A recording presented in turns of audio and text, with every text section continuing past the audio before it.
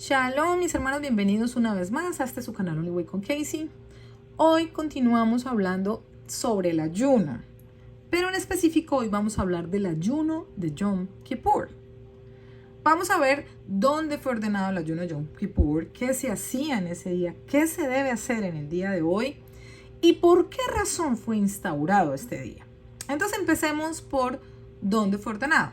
Todos sabemos que Yom Kippur fue ordenado en Levítico 23, lo tenemos, ¿cierto? Cuando se habla de las fiestas. Pero dice así, desde el verso 26 vamos a empezar a leer hasta el verso 32, vamos a ir encontrando cosas bien interesantes. Dice aquí, el Eterno dijo a Moshe, en el 10º día de este séptimo mes, o sea, siempre el 10º día del séptimo mes es Yom Kippur. Tendrán convocación Kadosh. Aquí ya parece que Yom Kippur es una convocación Kadosh. Si usted quiere saber la diferencia entre convocación Kadosh y Shabbat, yo ya dejé un video aquí, mis hermanos, que ustedes pueden ir a verlo y entender que no todas las convocaciones Kadosh son Shabbat, pero que Yom Kippur sí lo es por cuanto lo dice la escritura, lo podemos ver en hebreo, lo podemos constatar y hoy vamos a ver una prueba todavía mayor sobre ello. Pero vean esto, mis hermanos. Dice, se negarán a sí mismos y traerán una ofrenda hecha por fuego al Eterno. Se negarán a sí mismos. Ese día hay que entrar en luto, mis hermanos, en silicio, en ayuno, en congoja. Y entonces dice, no harán ningún tipo de trabajo en ese día, porque es Yom Kippur, para hacer expiación, por cuanto es el día de la expiación, o sea, donde el Padre perdona todos los pecados, por ustedes delante del Eterno su Elohim. Cualquiera que no se niegue a sí mismo en ayuno, ese día usted tiene que estar ayuno, no toma ni agua si es posible, mi hermano. En ese día será cortado de su pueblo, o sea, usted tiene que hacerlo, por eso es tan importante hacerlo en el día correcto, mis hermanos.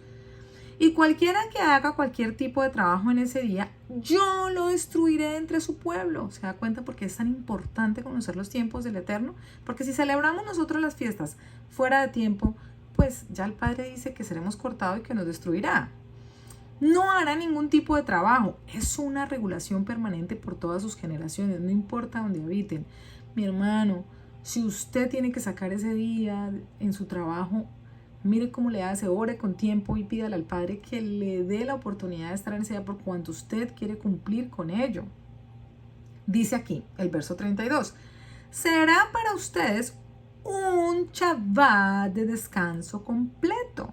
Mis hermanos, si ustedes todavía no entienden lo que esto significa, les aconsejo realmente que vayan y miren los videos, tanto el que las convocaciones santas no son Shabbat todas y que Yom Kippur tiene que ser en Shabbat. O sea, si a usted Yom Kippur no le cae en un Shabbat, mi hermano, usted tiene un calendario equivocado. Dice, y se negarán a sí mismos, descansarán en su Shabbat, vuelve y lo aclara, usted puede leer todo Levítico 23 y se va a dar cuenta que solamente dice que es Shabbat de descanso completo, o sea, Shabbatón en hebreo, solamente cuando el Eterno habla de Shabbat como tal, la ordenanza del Shabbat del séptimo día y de Yom Kippur, lo que quiere decir que son dos días igualitos. Quiere decir que Yom Kippur es en un Shabbat.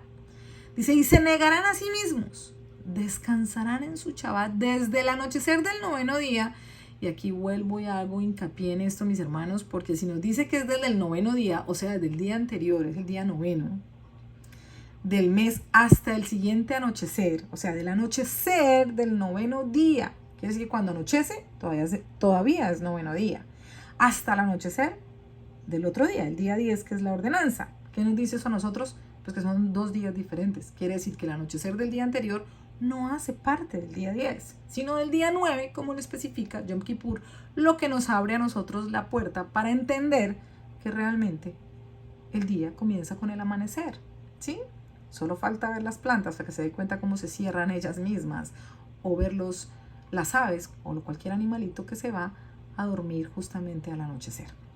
Bueno, aquí ya vimos entonces la ordenanza de lo que es Yom Kippur en Levítico 23, pero quiero llevarlos a Levítico 16 cuando se habla del día de la expiación, mis hermanos, que nos habla exactamente de todo lo que se hacía en ese día de la expiación. Entonces, habló el Eterno a Moisés después de la muerte de los hijos de Aarón, cuando se acercaron delante del Eterno y murieron. Y el Eterno dijo a Moisés, di a Aarón tu hermano que no en todo tiempo entre en el santuario detrás del velo, delante del propiciatorio que está sobre el arca, para que no muera, porque yo apareceré en la nube sobre el propiciatorio. Con esto entrará Aarón en el santuario, con un becerro para la expiación y un carnero para el holocausto. Se vestirá la túnica santa de lino y sobre su cuerpo tendrá calzoncillos de lino. Esto me encanta porque el Padre tiene tan en cuenta incluso hasta la ropa íntima. Y se ceñirá el cinto de lino y con la mitra de lino se cubrirá. Son las santas vestiduras con ellas se ha de vestir después de lavar su cuerpo con agua, y de la congregación de los hijos de Israel tomarán 2 machos cabríos para expiación y un carnero para holocausto. Esta parte se me hace muy muy interesante, mis hermanos, porque dice 2 machos cabríos para expiación y un carnero para holocausto. Esto no sé si a ustedes les hace alusión, pero justamente al momento de la crucifixión estaba el carnero del holocausto, Yeshua, y los 2 machos cabríos que estaban también ahí, que eran los 2 ladrones que estaban al lado. Yeshua cumplió absolutamente todo, así que aquí lo podemos ver, que hasta eso dice. Y hará traer ahora el becerro de la expiación que es suyo, y hará la reconciliación por sí y por su casa. Después tomará los 2 machos cabríos y los presentará delante del Eterno a la puerta del tabernáculo de reunión, y echará suertes a Aarón sobre los 2 machos cabríos, una suerte por el Eterno y otra suerte por Azazel. Y hará traer a Aarón el macho cabrío sobre el cual cayere la suerte por el Eterno, y lo ofrecerá en expiación. Mas el macho cabrío sobre el cual cayere la suerte por Azazel lo presentará vivo delante del Eterno para hacer la reconciliación sobre él, para enviarlo a Azazel al desierto. Usted ya puede seguir leyendo todo el ritual que se hacía, y cuando llegue ya aquí al verso 29, entonces va a entender algo, mis hermanos. Y esto tendréis por estatuto perpetuo.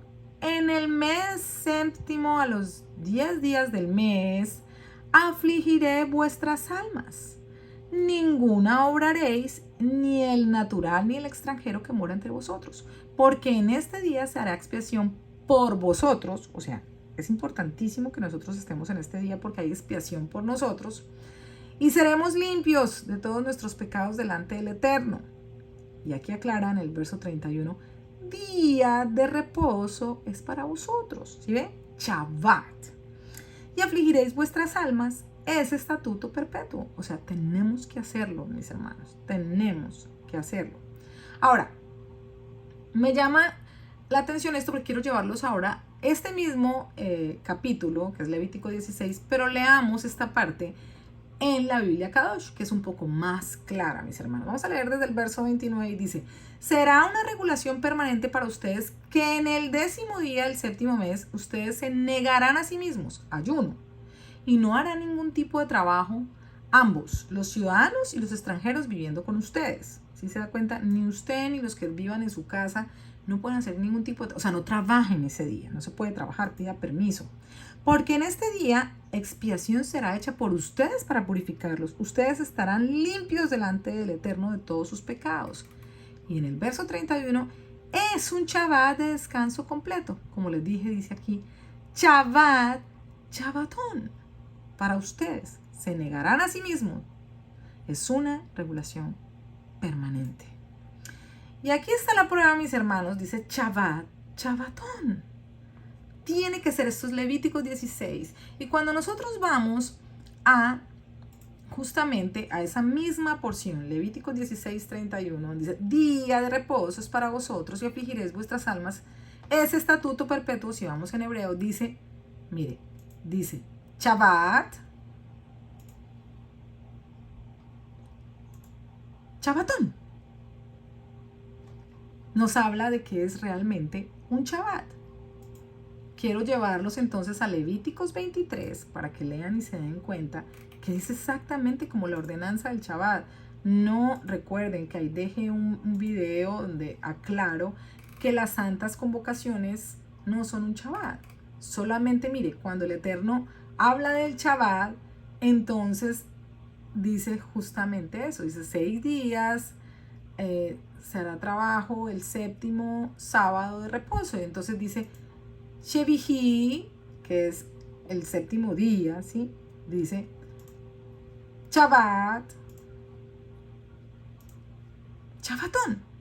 Y cuando usted lee todas las otras fiestas, la única fiesta, tanto la ordenanza del Shabbat como Yom Kippur, son las únicas que son Shabbat, Shabbatón. Lo que nos dice a nosotros que efectivamente, como lo dice aquí esta versión, Shabbat, Shabbatón, Yom Kippur, caen Shabbat, mis hermanos. Una prueba más. Ya lo hemos visto entonces ahí. Y ahora quiero llevarlos a ustedes a que entiendan aquí algo. Y es que en el libro de los jubileos está justamente una prueba más de por qué, de dónde sale, cómo fue que salió esta ordenanza para nosotros guardar Yom Kippur y todo el ritual que se hacía y cómo nosotros ahora tenemos que hacer ayuno y por qué se hace ayuno. Pues resulta, mis hermanos, que cuando José fue vendido a los egipcios, vamos a leerlo, fue vendido ¿por quién? Por sus hermanos.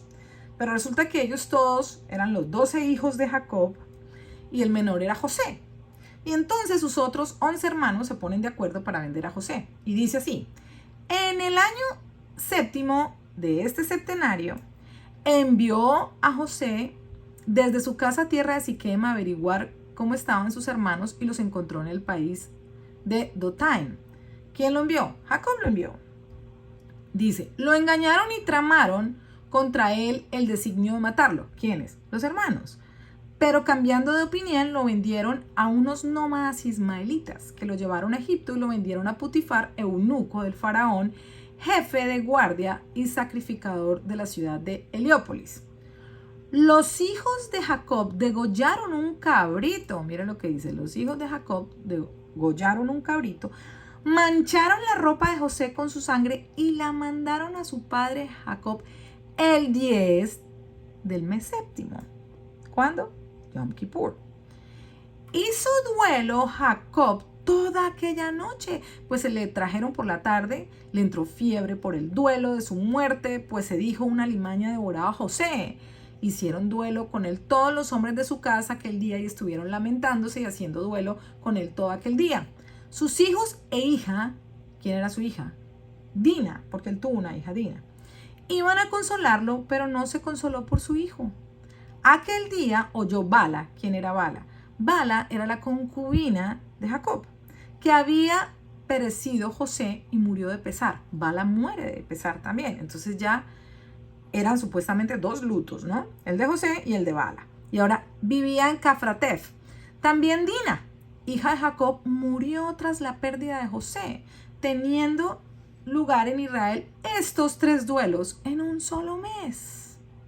Imagínense, en un solo mes. Sepultaron a Bala frente a la tumba de Raquel y también a Dina, hija de Jacob, la sepultaron allí. Estuvieron de luto por José 1 año, pero Jacob no se consoló, pues decía, bajaré la tumba guardando luto por mi hijo. Por luto, mis hermanos. Por eso es que ese día se debe acongojar, debe haber ayuno, debe haber silicio, debe haber un luto. Así debe ser en Yom Kippur, eso es lo que tenemos que hacer. Afligir nuestras almas, exactamente es eso.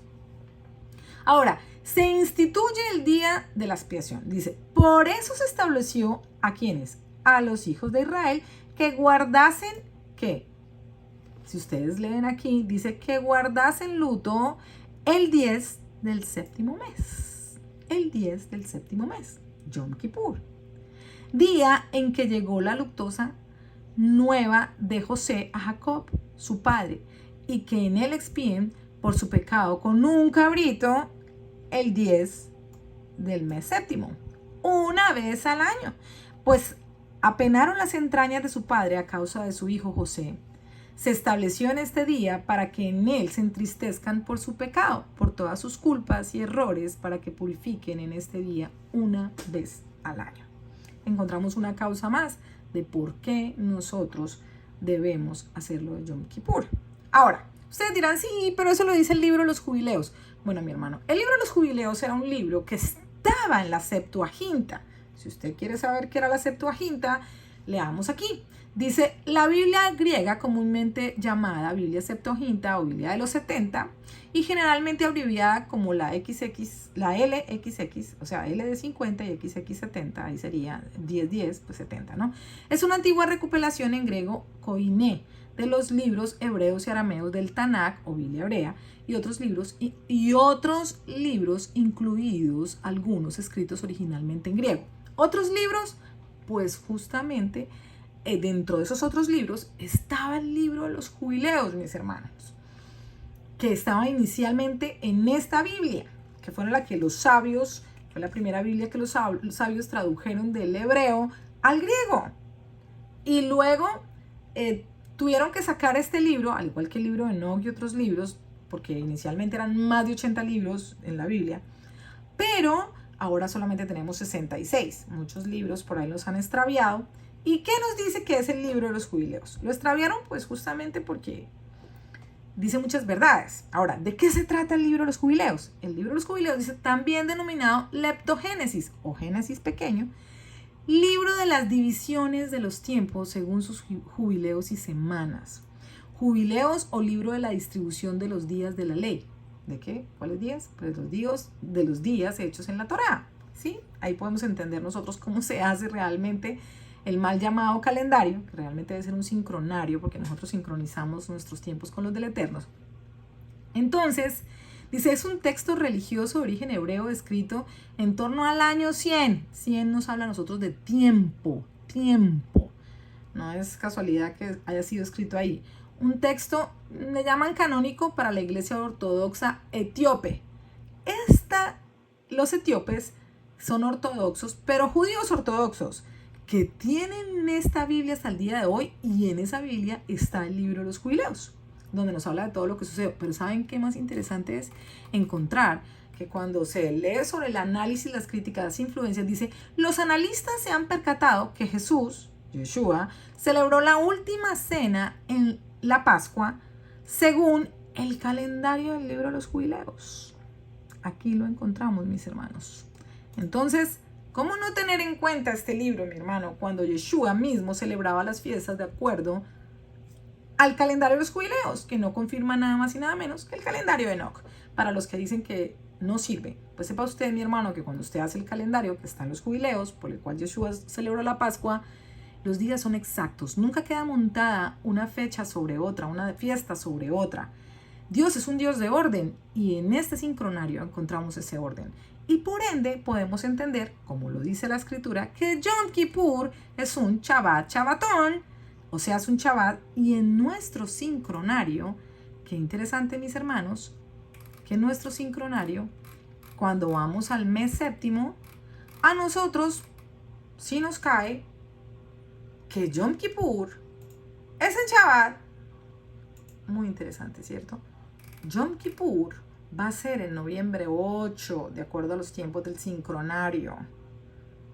Va a ser en noviembre 8, cuando en los cielos esté la constelación de la balanza. Entonces, ahí empezará el séptimo mes, y nosotros vamos a celebrar el día 10 del séptimo mes, Yom Kippur, como dice la escritura, en Shabbat, porque los Shabbats no caen en sábado, caen en martes. Mis hermanos, si ustedes quieren saber más de esta información, les recomiendo que vean aquí este canal. He dejado todas las evidencias bíblicas, he dejado todos los estudios para que ustedes puedan entenderlo. Y si tienen alguna pregunta, solamente comuníquense conmigo, que con muchísimo gusto yo saco el tiempo y les explico y les hago ver en las escrituras para que usted mismo lo vea. Yo no pretendo que me crea, pretendo que usted investigue y no se deje creer por cualquiera. Porque estamos en tiempos de restauración, mi hermano. Y solo hay un camino, the only way. Ese camino es la verdad, porque solo la verdad nos hace libres. Hasta una próxima oportunidad, mis hermanos. Que el Eterno les bendiga. Shalom, shalom.